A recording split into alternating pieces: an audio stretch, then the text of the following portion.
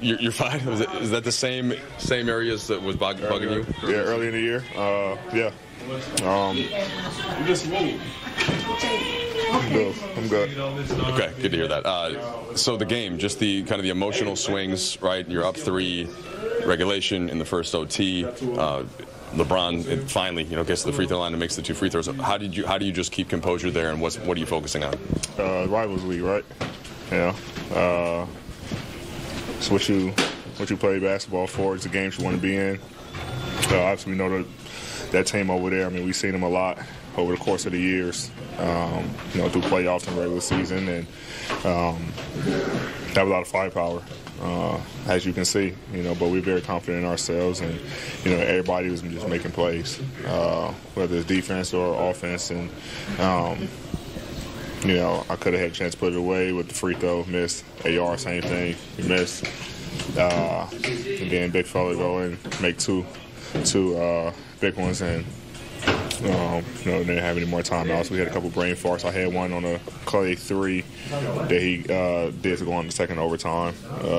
Supposed to foul Draymond. I was just so locked in on everything else. Being a gap staff, just a lot of things. But being a resilient team that we are, able to pull it out and get a win. While acknowledging that you're fine, it did look like you're a little bit limited in the things you guys usually do late in games. So just who did you feel like was able to step into those spots, whether D'Lo or Vando, and kind of just LeBron especially? Everybody. I mean, Bron obviously was Bron, and they tried to put Steph on Vando, so he was sending a lot of ball screens. D'Lo. D'Lo, where he's been in the past, couple weeks.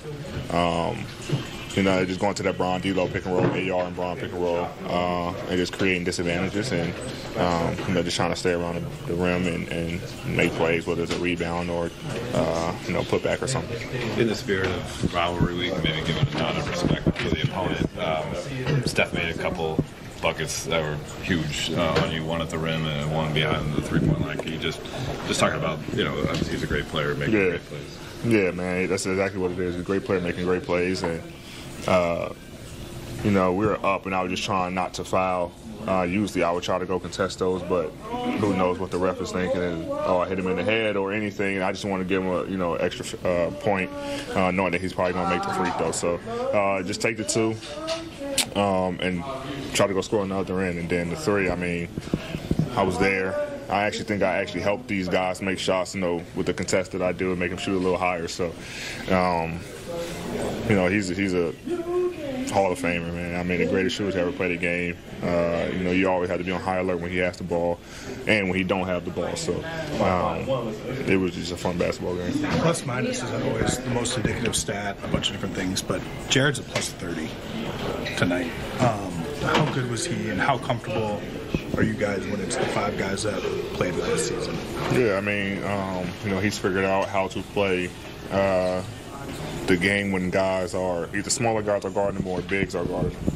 They want to help off of him or do all these things, and he's figured out how to play within that role. It's been very effective for us to past couple games. I mean, plus 30, obviously, that's a huge impact on the game of basketball. So he's playing extremely well for us. He's giving everything he has, especially on the defensive end, and giving us extra possessions. So anytime he's on the floor, good things does usually tend to happen. Can you describe how it feels physically to feel beaten up the way you probably feel right now, exhausted, but emotionally? Yeah, to come through a game like this. I mean, I saw you and LeBron kind of walk in from the training room. You guys look pretty beaten up, but big smiles on both. Oh, no, we just came out of the cold tub. But yeah, I mean, it's tough to get wins in this league, especially in this arena.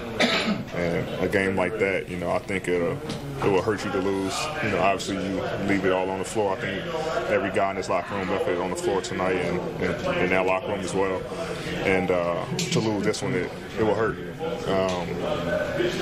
But to get the win for us, 3 and 4. We got Houston, Atlanta coming up on the back-to-back, so we got to take care of our bodies. And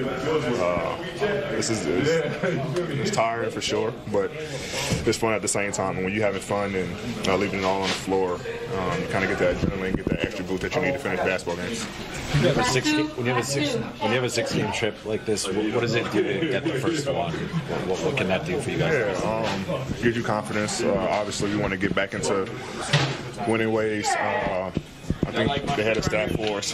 They had the last 7. You know, we've been like first in offense. I mean, first in pace, first in offense, like all these things, and we want to continue that into this road trip, which is a big road trip for us to create separation in that win-loss column. And it started tonight. We was out there battling and was able to start the road trip off right. That lineup of you, Bron, D'Lo, and Austin, the starting lineup from the last playoff run, played more tonight than you guys have at any point in the season. Is that something you want to see more of? You know, play more alongside. That's on coach. That's on coach.